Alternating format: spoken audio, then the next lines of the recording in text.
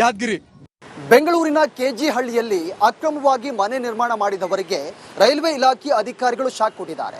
ಒಂದ್ ಕಡೆ ಈ ಮನೆ ನಿರ್ಮಾಣ ಮಾಡಿದವರು ನಾವು 100 ವರ್ಷಗಳಿಂದ ಇಲ್ಲಿ ಮನೆಯನ್ನ ನಿರ್ಮಾಣ ಮಾಡಿರೋದು ಈಗಲ್ಲ ಅಂತ ಒಂದ್ ಕಡೆ ಸಂತ್ರಸ್ತರು ಕೂಡ ಆರೋಪವನ್ನ ಮಾಡ್ತಾ ಇದ್ದಾರೆ. ಈ ಕುರಿತು ಒಂದು ರಿಪೋರ್ಟ್ ನಿಮ್ಮ ಮುಂದೆ.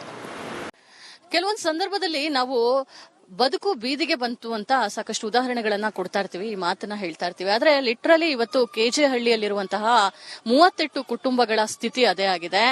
ಬದುಕು ಬೀದಿಗೆ ಬಂದಿದೆ ಅಂತಂದಲ್ಲ, ಅಕ್ಷರಶಃ ಅವರು ಬದುಕು ಇವತ್ತು ಬೀದಿಗೆ ಬಂದಿದೆ. ಕಾರಣ ಅವರು ವಾಸ ಮಾಡ್ತಿದ್ದಂತಹ ಮನೆಗಳನ್ನ ಇವತ್ತು ತೆರವು ಮಾಡಿರುವಂತದ್ದು. ಇದು ಅಕ್ಟೋಬರ್ 30ನೇ ತಾರೀಕು ಏಕಾಏಕಿ ಪೊಲೀಸರ ಸಮ್ಮುಖದಲ್ಲಿ ಅಧಿಕಾರಿಗಳು ಬಂದು ಇದು ಇಲ್ಲಿಗಲ್ಲೋ, ಇದು ರೈಲ್ವೆ ಇಲಾಖೆಗೆ ಸೇರಿರುವಂತಹ ಜಾಗ, ಈ ಜಾಗದಲ್ಲಿ ನೀವು ಇಲ್ಲಿಗಲ್ ಆಗಿ ಮನೆ ಕಟ್ಕೊಂಡಿದ್ದೀರಾ ಅಂತ ಹೇಳಿ ಏಕಾಏಕಿ ತೆರವು ಕಾರ್ಯಾಚರಣೆಗೆ ಮುಂದಾಗ್ತಾರೆ. ಪೊಲೀಸರು ಒಂದಿಷ್ಟು ಜನ ಅಲ್ಲ, ಸರಾಸರಿ 700 ಜನ ಬಂದು ಅವರ ಸಮ್ಮುಖದಲ್ಲಿ ತೆರವು ಕಾರ್ಯಾಚರಣೆ ಕೂಡ ನಡೆಯುತ್ತೆ. ಇಲ್ಲಿರುವಂತಹ ಸ್ಥಳೀಯರು ಹೇಳ್ತಿರೋದು ಏನು ಅಂತ ಹೇಳಿದ್ರೆ, ಏನು ನೋಟಿಸ್ ಕೊಡ್ಲಿಲ್ಲ, ಏನು ಹೇಳಲಿಲ್ಲ. ನಾವು ಸುಮಾರು 100 ವರ್ಷಗಳಿಂದನೂ ಕೂಡ, ಆಗಿನಿಂದನೂ ತಾತ ಮುತ್ತಾಕನ ತಾತನ ಕಾಲಿಂದನೂ ಕೂಡ ಈ ಜಾಗದಲ್ಲಿ ವಾಸ ಮಾಡ್ಕೊಂಡು ಬಂದಿದ್ದೀವಿ. ಇದು ನಮಗೆ ಸೇರಿದಂತಹ ಜಾಗ. ಆದ್ರೆ ಈ ಜಾಗವನ್ನ ತೆರವು ಮಾಡಿ ಈ ರೀತಿಯಾಗಿ ಬದುಕನ್ನ ಅಕ್ಷರಶಃ ಬೀದಿಗೆ ತಂದಿದ್ದಾರೆ ಅಂತ ಹೇಳಿ ಎಲ್ಲಿಗೆ ಹೋಗಬೇಕು ಅಂತ ಗೊತ್ತಾಗದೆ ಈ ಜನ ಇವತ್ತು ಅದೇ ಮನೆಯ ಎದುರುಗಡೆ ಜಾಗದಲ್ಲಿ ಬೀಡನ್ನ ಬಿಟ್ಟಿರುವಂತದ್ದು ನೀವು ನೋಡಬಹುದು. ಸಾಕಷ್ಟು ಕುಟುಂಬಗಳು ಈಗ ಬೀದಿಗೆ ಬಂದಿದ್ದಾವೆ. ಯಾರೊಬ್ರು ಕೂಡ ಇವರ ಕಷ್ಟಕ್ಕೆ ಆಗ್ಲಿಲ್ಲ. ಇಲ್ಲೊಂದು ಟೆಂಟ್ ನ ಹಾಕೊಂಡು ಅವರು ಜೀವನವನ್ನ ನಡೆಸುವಂತಹ ಪ್ರಯತ್ನ ಆಗಿದೆ. ಕಳೆದ 5 ದಿನಗಳಿಂದನೂ ಕೂಡ ಹೀಗೆ ಇವರು ಜೀವನವನ್ನ ನಡೆಸುವಂತಹ ಪರಿಸ್ಥಿತಿ ಎದುರಾಗಿದೆ. ಒಂದು ಚಿಕ್ಕದಾಗಿ ಸೂರು ಕಟ್ಕೊಂಡಿದ್ರು, ತಮ್ಮ ಬದುಕನ್ನ ಕಟ್ಕೊಂಡಿದ್ರು, ಚಿಕ್ಕ ಪುಟ್ಟ ಕೆಲಸವನ್ನ ಮಾಡ್ಕೊಂಡಿದ್ರು. ಇಂತಹ ಹೊತ್ತಿನಲ್ಲಿಯೇ ಇವರಿಗೆಲ್ಲರೂ ಕೂಡ ಶಾಕ್ನ ಕೊಟ್ಟಿರುವಂತದ್ದು. ಕೆಲವರು ಇಲ್ಲಿ ಹೆಲ್ಪ್ ಮಾಡಿದಂತವರ ಸಹಾಯದಿಂದ ಒಂದಿಷ್ಟು ಬೆಡ್ಶೀಟ್ ಗಳನ್ನ ಅದು ಇದು ತಗೊಂಡು ಬಂದಿದ್ದಾರೆ ಹೊರತು ಅವರಿಗೆ ಬೇರೆ ಏನು ಕೂಡ ಇಲ್ಲ. ಮಾತಾಡ್ಸೋಣ. ಎಷ್ಟು ವರ್ಷದಿಂದ ನೀವಿದ್ರ, ಏನಾಯ್ತು ಅವತ್ತು ಅಂತ? ನಮ್ಮ ತಾತ ನಮ್ಮ ಅಜ್ಜಿ ಇರೋ ತರ ಇದ್ದೀವಿ ಮೇಡಮ್. ನಾವು ಬೇರೆ 4 ದಿವಸ ಟೈಮ್ ಕೇಳಿದ್ವಿ. 4 ದಿವಸ ಟೈಮ್ ಕೊಡಿ, ನಾವೇ ಖಾಲಿ ಮಾಡಿ ಕೊಡ್ತೀವಿ ಅಂತ ಹೇಳಿದ್ವಿ. ಸರ್ ಕೊಡ್ತೀನಿ ಅಂತ ಹೇಳ್ಬಿಟ್ಟು ಮನೆ ಹೊಡ್ಕೊಂಡ್ ಬಂದ್ರು ಮೇಡಮ್. ನಾವ್ ಹೇಳಿದ್ವಿ ನಮ್ಗೆ ಟೈಮ್ ಕೊಡಿ, 2 hours ಆದ್ರೂ ಟೈಮ್ ಕೊಡಿ, ನಮ್ಮ ಪಾತ್ರೆ ಎಲ್ಲ ನಾವು ಎತ್ಕೊಬಿಡ್ತೀವಿ ಅಂದ್ರೆ ಇಲ್ಲ, 2 ನಿಮಿಷನು ನಿಮ್ಗೆ ಟೈಮ್ ಕೊಡಲ್ಲ, ನಾವು ಅರ್ಧ ಅವರ್ನು ಟೈಮ್ ಕೊಡಲ್ಲ, ನಮ್ ಜಾಗ ನಮ್ಗೆ ಬೇಕು ಅಂತ ಫುಲ್ ಡೆಮೊಲೇಷನ್ ಮಾಡಿದ್ರು ಮ್ಯಾಮ್. ಎಲ್ಲ ಇನ್ಫೆಕ್ಷನ್ಗಳಾಗಿದೆ ಮೇಡಮ್. ಮಕ್ಳು, ಎಳೆ ಮಕ್ಳು ಮೇಡಮ್, ಇಲ್ಲೇ ಮಲಗ್ತಾ ಇದೀರಿ ನಾವು.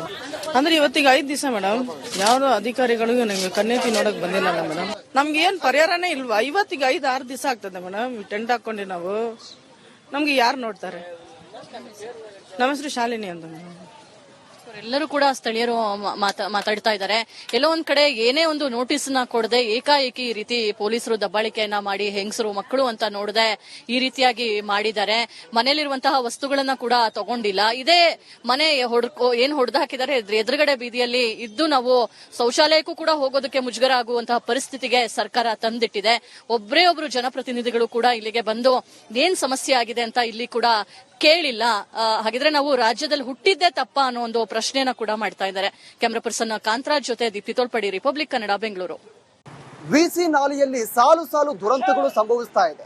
ಹೀಗಾಗಿ ಒಂದ್ ಕಡೆ ಜಿಲ್ಲಾಡಳಿತ, ಮಂಡ್ಯ ಜಿಲ್ಲಾಡಳಿತ ನಿರ್ಲಕ್ಷ್ಯವನ್ನ ತೋರ್ತಾ ಇದೆ ಅಂತ ಅಲ್ಲಿರುವಂತಹ ಸ್ಥಳೀಯರು ಆರೋಪವನ್ನ ಮಾಡ್ತಾ ಇರೋದು.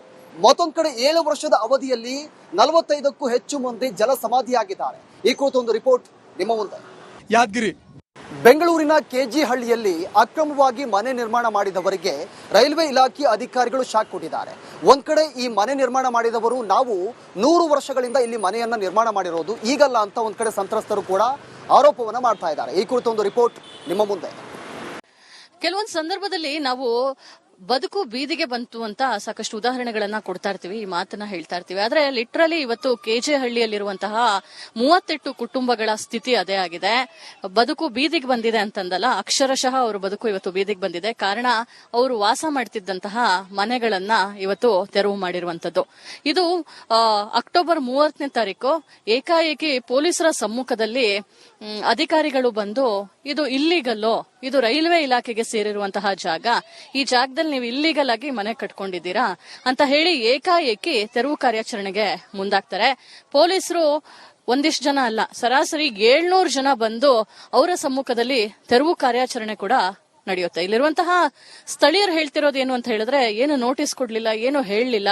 ನಾವು ಸುಮಾರು 100 ವರ್ಷಗಳಿಂದನೂ ಕೂಡ, ಆಗಿನಿಂದನೂ ತಾತ ಮುತ್ತಾಕನ ತಾತನ ಕಾಲಿಂದನೂ ಕೂಡ ಈ ಜಾಗದಲ್ಲಿ ವಾಸ ಮಾಡ್ಕೊಂಡು ಬಂದಿದ್ದೀವಿ. ಇದು ನಮಗೆ ಸೇರಿದಂತಹ ಜಾಗ. ಆದ್ರೆ ಈ ಜಾಗವನ್ನ ತೆರವು ಮಾಡಿ ಈ ರೀತಿಯಾಗಿ ಬದುಕನ್ನ ಅಕ್ಷರಶಃ ಬೀದಿಗೆ ತಂದಿದ್ದಾರೆ ಅಂತ ಹೇಳಿ ಎಲ್ಲಿಗೆ ಹೋಗಬೇಕು ಅಂತ ಗೊತ್ತಾಗದೆ ಈ ಜನ ಇವತ್ತು ಅದೇ ಮನೆಯ ಎದುರುಗಡೆ ಜಾಗದಲ್ಲಿ ಬೀಡನ್ನ ಬಿಟ್ಟಿರುವಂತದ್ದು ನೀವು ನೋಡ್ಬೋದು. ಸಾಕಷ್ಟು ಕುಟುಂಬಗಳು ಈಗ ಬೀದಿಗೆ ಬಂದಿದ್ದಾವೆ. ಯಾರೊಬ್ರು ಕೂಡ ಇವರ ಕಷ್ಟಕ್ಕೆ ಆಗ್ಲಿಲ್ಲ. ಇಲ್ಲೊಂದು ಟೆಂಟ್ ನ ಹಾಕೊಂಡು ಅವರು ಜೀವನವನ್ನ ನಡೆಸುವಂತಹ ಪ್ರಯತ್ನ ಆಗಿದೆ. ಕಳೆದ 5 ದಿನಗಳಿಂದನೂ ಕೂಡ ಹೀಗೆ ಇವರು ಜೀವನವನ್ನ ನಡೆಸುವಂತಹ ಪರಿಸ್ಥಿತಿ ಎದುರಾಗಿದೆ. ಒಂದು ಚಿಕ್ಕದಾಗಿ ಸೂರು ಕಟ್ಕೊಂಡಿದ್ರು, ತಮ್ಮ ಬದುಕನ್ನ ಕಟ್ಕೊಂಡಿದ್ರು, ಚಿಕ್ಕ ಪುಟ್ಟ ಕೆಲಸವನ್ನ ಮಾಡ್ಕೊಂಡಿದ್ರು. ಇಂತಹ ಹೊತ್ತಿನಲ್ಲಿಯೇ ಇವರಿಗೆಲ್ಲರೂ ಕೂಡ ಶಾಕ್ ನ ಕೊಟ್ಟಿರುವಂತದ್ದು. ಕೆಲವರು ಇಲ್ಲಿ ಹೆಲ್ಪ್ ಮಾಡಿದಂತವರ ಸಹಾಯದಿಂದ ಒಂದಿಷ್ಟು ಬೆಡ್ಶೀಟ್ ಗಳನ್ನ ಅದು ಇದು ತಗೊಂಡು ಬಂದಿದ್ದಾರೆ ಹೊರತು ಅವರಿಗೆ ಬೇರೆ ಏನು ಕೂಡ ಇಲ್ಲ. ಮಾತಾಡ್ಸೋಣ. ಎಷ್ಟು ವರ್ಷದಿಂದ ನೀವಿದ್ರ, ಏನಾಯ್ತು ಅವತ್ತು ಅಂತ? ನಮ್ಮ ತಾತ ನಮ್ಮ ಅಜ್ಜಿ ಇರೋ ತರ ಇದ್ದೀವಿ ಮೇಡಮ್. ಅವತ್ತು ನಾವು ಬೇರೆ 4 ದಿವಸ ಟೈಮ್ ಕೇಳಿದ್ವಿ. 4 ದಿವಸ ಟೈಮ್ ಕೊಡಿ, ನಾವೇ ಖಾಲಿ ಮಾಡಿ ಕೊಡ್ತೀವಿ ಅಂತ ಹೇಳಿದ್ವಿ. ಸರ್ ಕೊಡ್ತೀನಿ ಅಂತ ಹೇಳ್ಬಿಟ್ಟು ಮನೆ ಹೊಡ್ಕೊಂಡ್ ಬಂದ್ರು ಮೇಡಮ್. ನಾವ್ ಹೇಳಿದ್ವಿ ನಮ್ಗೆ ಟೈಮ್ ಕೊಡಿ, 2 ಅವರ್ಸ್ ಆದ್ರೂ ಟೈಮ್ ಕೊಡಿ, ನಮ್ಮ ಪಾತ್ರೆ ಎಲ್ಲ ನಾವು ಎತ್ಕೊಬಿಡ್ತೀವಿ ಅಂದ್ರೆ ಇಲ್ಲ, 2 ನಿಮಿಷನು ನಿಮ್ಗೆ ಟೈಮ್ ಕೊಡಲ್ಲ, ನಾವು ಅರ್ಧ ಅವರ್ನು ಟೈಮ್ ಕೊಡಲ್ಲ, ನಮ್ ಜಾಗ ನಮ್ಗೆ ಬೇಕು ಅಂತ ಫುಲ್ ಡೆಮೊಲೇಷನ್ ಮಾಡಿದ್ರು ಮ್ಯಾಮ್. ಎಲ್ಲ ಇನ್ಫೆಕ್ಷನ್ಗಳಾಗಿದೆ ಮೇಡಮ್. ಎಳೆ ಮಕ್ಳು ಮೇಡಮ್ ಇಲ್ಲೇ ಮಲಗ್ತಾ ಇದೀರಿ ನಾವು. ಅಂದ್ರೆ ಇವತ್ತಿಗೆ 5 ದಿವಸ ಮೇಡಮ್, ಯಾವ್ದೋ ಅಧಿಕಾರಿಗಳು ನಮ್ಗೆ ಕಣ್ಣೆತ್ತಿ ನೋಡಕ್ ಬಂದಿಲ್ಲ ಮೇಡಮ್. ನಮ್ಗೆ ಏನ್ ಪರಿಹಾರನೇ ಇಲ್ವಾ? ಇವತ್ತಿಗೆ 5-6 ದಿವಸ ಆಗ್ತದೆ ಮೇಡಮ್ ಟೆಂಟ್ ಹಾಕೊಂಡಿ ನಾವು. ನಮ್ಗೆ ಯಾರು ನೋಡ್ತಾರೆ?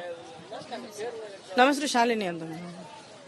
ಎಲ್ಲರೂ ಕೂಡ ಸ್ಥಳೀಯರು ಮಾತಾಡ್ತಾ ಇದ್ದಾರೆ. ಎಲ್ಲೋ ಒಂದ್ ಕಡೆ ಏನೇ ಒಂದು ನೋಟಿಸ್ ನ ಕೊಡದೆ ಏಕಾಏಕಿ ಈ ರೀತಿ ಪೊಲೀಸರು ದಬ್ಬಾಳಿಕೆಯನ್ನ ಮಾಡಿ ಹೆಂಗಸರು ಮಕ್ಕಳು ಅಂತ ನೋಡದೆ ಈ ರೀತಿಯಾಗಿ ಮಾಡಿದ್ದಾರೆ.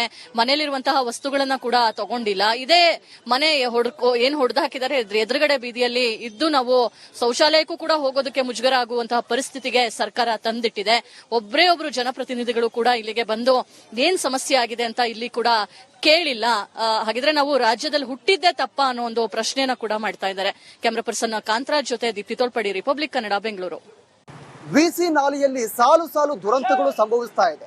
ಹೀಗಾಗಿ ಒಂದ್ ಕಡೆ ಜಿಲ್ಲಾಡಳಿತ, ಮಂಡ್ಯ ಜಿಲ್ಲಾಡಳಿತ ನಿರ್ಲಕ್ಷ್ಯವನ್ನ ತೋರ್ತಾ ಇದೆ ಅಂತ ಅಲ್ಲಿರುವಂತಹ ಸ್ಥಳೀಯರು ಆರೋಪವನ್ನ ಮಾಡ್ತಾ ಇರೋದು.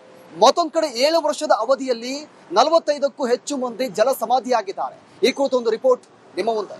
ಯಾದಗಿರಿ ಬೆಂಗಳೂರಿನ ಕೆಜಿ ಹಳ್ಳಿಯಲ್ಲಿ ಅಕ್ರಮವಾಗಿ ಮನೆ ನಿರ್ಮಾಣ ಮಾಡಿದವರಿಗೆ ರೈಲ್ವೆ ಇಲಾಖೆ ಅಧಿಕಾರಿಗಳು ಶಾಕ್ ಕೊಟ್ಟಿದ್ದಾರೆ. ಒಂದ್ ಕಡೆ ಈ ಮನೆ ನಿರ್ಮಾಣ ಮಾಡಿದವರು ನಾವು 100 ವರ್ಷಗಳಿಂದ ಇಲ್ಲಿ ಮನೆಯನ್ನ ನಿರ್ಮಾಣ ಮಾಡಿರೋದು, ಈಗಲ್ಲ ಅಂತ ಒಂದ್ ಕಡೆ ಸಂತ್ರಸ್ತರು ಕೂಡ ಆರೋಪವನ್ನ ಮಾಡ್ತಾ ಇದ್ದಾರೆ. ಈ ಕುರಿತು ಒಂದು ರಿಪೋರ್ಟ್ ನಿಮ್ಮ ಮುಂದೆ. ಕೆಲವೊಂದು ಸಂದರ್ಭದಲ್ಲಿ ನಾವು ಬದುಕು ಬೀದಿಗೆ ಬಂತು ಅಂತ ಸಾಕಷ್ಟು ಉದಾಹರಣೆಗಳನ್ನ ಕೊಡ್ತಾ ಇರ್ತೀವಿ, ಈ ಮಾತನ್ನ ಹೇಳ್ತಾ ಇರ್ತೀವಿ. ಆದ್ರೆ ಲಿಟ್ರಲಿ ಇವತ್ತು ಕೆಜೆ ಹಳ್ಳಿಯಲ್ಲಿರುವಂತಹ 38 ಕುಟುಂಬಗಳ ಸ್ಥಿತಿ ಅದೇ ಆಗಿದೆ. ಬದುಕು ಬೀದಿಗೆ ಬಂದಿದೆ ಅಂತಂದಲ್ಲ, ಅಕ್ಷರಶಃ ಅವರು ಬದುಕು ಇವತ್ತು ಬೀದಿಗೆ ಬಂದಿದೆ. ಕಾರಣ ಅವರು ವಾಸ ಮಾಡ್ತಿದ್ದಂತಹ ಮನೆಗಳನ್ನ ಇವತ್ತು ತೆರವು ಮಾಡಿರುವಂತದ್ದು. ಇದು ಅಕ್ಟೋಬರ್ 30ನೇ ತಾರೀಕು ಏಕಾಏಕಿ ಪೊಲೀಸರ ಸಮ್ಮುಖದಲ್ಲಿ ಅಧಿಕಾರಿಗಳು ಬಂದು ಇದು ಇಲ್ಲಿಗಲ್ಲೋ